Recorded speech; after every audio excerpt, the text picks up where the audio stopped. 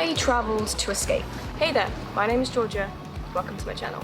So I'm currently in Croatia on a solo trip and it is absolutely stunning. And this is the first solo trip I've been on in 2 years because of many reasons. But in this video, I want to talk to you about my solo travels when I was 18. The very first solo travels I went on and how different the approach is and how different the whole experience was from when I was 18 to how I travel now. So a little bit of a brief backstory. I just finished college and there was this thing going around that made the whole world lock down and everything, you know?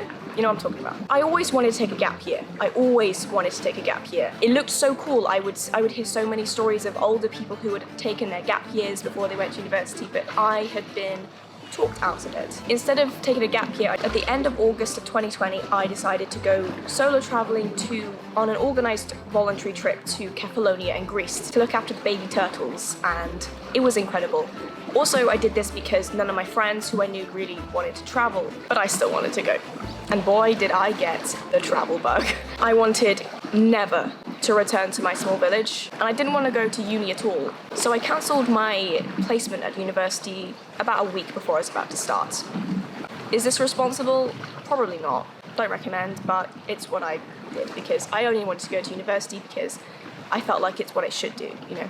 So what did I do when I returned home after 2 weeks of having an amazing time in Greece with the most amazing people doing the most crazy things and feeling illusory freedom? That is a key point. I felt suffocated and stressed, and I felt really not excited to go to university, to do an apprenticeship or whatever is the next step was. The whole trajectory of adult life just didn't appeal to me, and at the time I was in a multi-level marketing pyramid scheme kind of thing, which I won't talk about because it's in another video entirely, but that had a huge role to play in the whole I didn't want to do a 9-to-5 thing. I booked another flights one way and I travelled to Europe for the next 3 months solo. Now, this isn't inherently bad, but my intentions were. I was basically travelling to escape. That is it. I was travelling to escape my parents and their opinions about what my life should look like, society's opinions of what my life should look like, university, adult life. I was escaping all of it. I just wanted to travel. I just wanted freedom. And I just wanted to experience a new part of the world. So I rebelled. And I tried to do my own thing. Also, I want to say a little bit about me. At 18, I was very shy and very not confident at all. Traveling was one of the best things I could have done at the time in terms of helping me with my confidence and my trust in myself and just being very independent. It was really good for that. It immensely built up my resilience and my self-sufficiency. Probably a little bit too much if I'm thinking about it. I did make some incredible friends which I am still in contact with today, and got to experience some new cultures which I never would have otherwise. I also tried cold water swimming for the very first time in my life, and that was actually in Bulgaria in the winter. Well, coming into winter, in an underground cave with no swimwear. It was so cold, but that was my first experience of wild swimming, and I have loved wild swimming ever since. Also, we had no towels or anything to dry us, but that's all part of the adventure, right? I also did think that solo traveling at 18 with the intention to escape did some harm as well, because I was kind of aimlessly traveling from the next place to the next place, not really knowing what I'm doing and not really have an intention apart from just wanting to do something else other than taking responsibility for an adult life. And I was jumping from place to place to place before that point where my mind would catch up to me and the stresses would catch up to me. As soon as they did, I would move on to the next place so I could kind of escape that. I was sabotaging my relationship with my parents, my family, and my friends, as they did not support the idea of me traveling without a plan and without having a plan of what I'm going to do after I've traveled, because I cancelled my uni placement, like what am I going to do afterwards? Travel is for sure romanticized online, like a ridiculous amount, and that definitely had a role to play in why I wanted to travel, because I was hooked on this idea that traveling was this glamorous, exhilarating, and constantly meeting new people, doing crazy things. That is the idea I was sold. The idea of escapism to all these beautiful places, it really enticed me, and it made me continue on my escapism journey of traveling around Europe. This online portrayal is definitely toxic in its own way, that it's just not reality of what travel is like. Solo travel, or traveling in general, It's generally not glamorous if you're doing it in a backpacky kind of way. Things can go really wrong. Even if you're traveling luxuriously, things can go wrong. You can get food poisoning, you can lose your bags, you could get kidnapped, you could get sunstroke, of which I've been consistently having heat stroke here in Croatia, and I'm feeling very sick now, but it's not always this picture perfect life. And that can be pretty dangerous to someone who hasn't traveled before. And who especially hasn't solo traveled before, because you've got to be prepared for these things. If you're not in a great place in your life and you're traveling to trying to get away from that place in your head, it's not going to be the best idea because you have to really take care of yourself, and the problems that you're trying to run away from, they will just follow you. So that was a little bit about my solo travels when I was 18, and it didn't end well. I finished in Spain in December. And ridiculously, it was so hot in Spain, even in the middle of December, it was 25 degrees or something. And I was just feeling very not good. I had a breakdown. I had a nervous breakdown basically because of all the multi-level marketing things and just feeling really, really, really lost in myself. Fast forward to now, in Croatia, solo traveling again. When I'm now 20. It's been a hot second since I was abroad, and my last trip was Denmark last year, and that doesn't seem like a long time ago, but it was only for a week or two, or a few days, 10 days, and it was not a good experience. I was due to different traumas that happened and stresses in my life. How is it different now? Well, for starters, I'm not traveling to escape. I'm fully aware that the problems that I'm facing in my mind, in my body, are just going to follow me. There is no escaping from yourself. It's the intention and the mindset of the trip that's the biggest difference.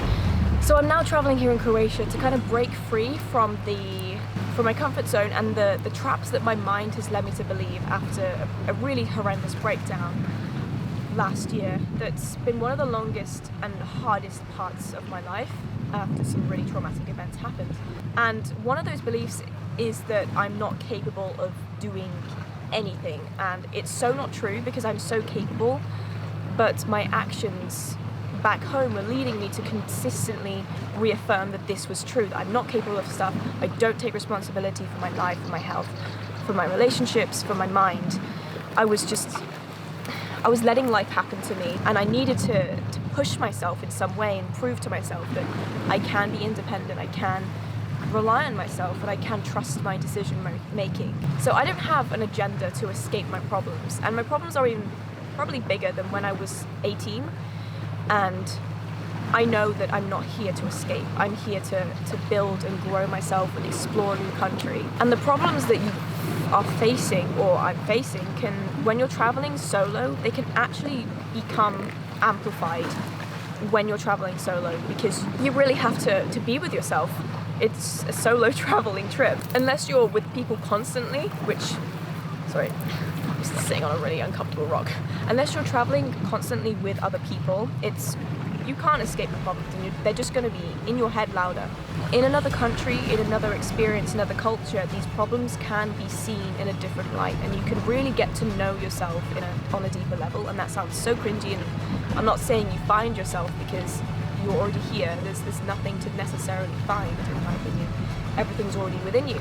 I believe solo travel is about being confident and comfortable being by yourself and relying on yourself and taking responsibilities for your own choices and to explore the country and a new culture and really push your boundaries and limits, but not to the point where it's harmful. Especially if you're struggling with mental health or physical health problems, it's really important not to push yourself beyond where you know is safe for you.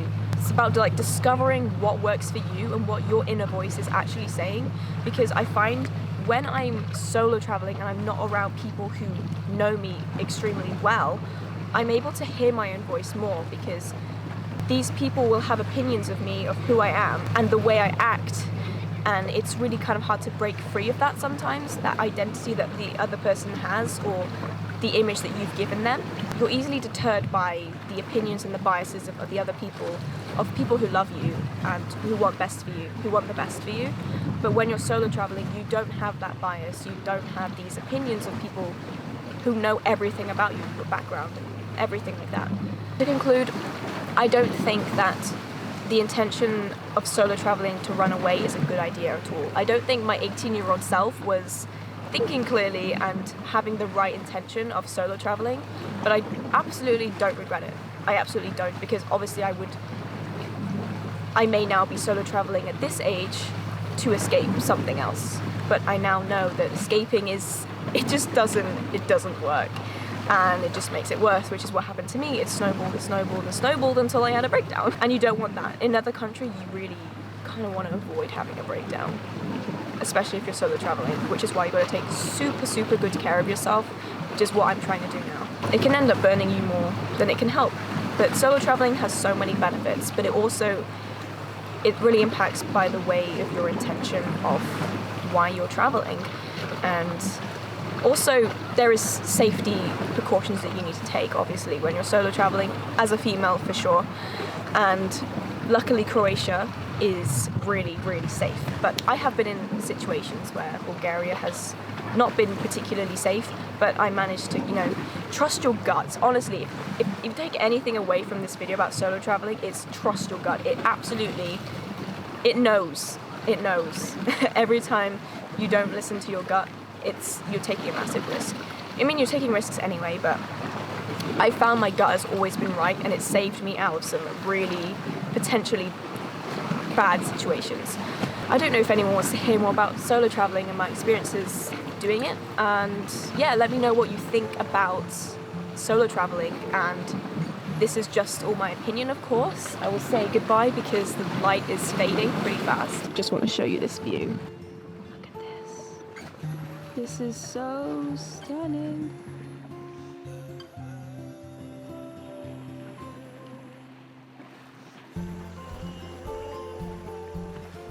And don't forget, my legs, to do something kind for you today. Bye!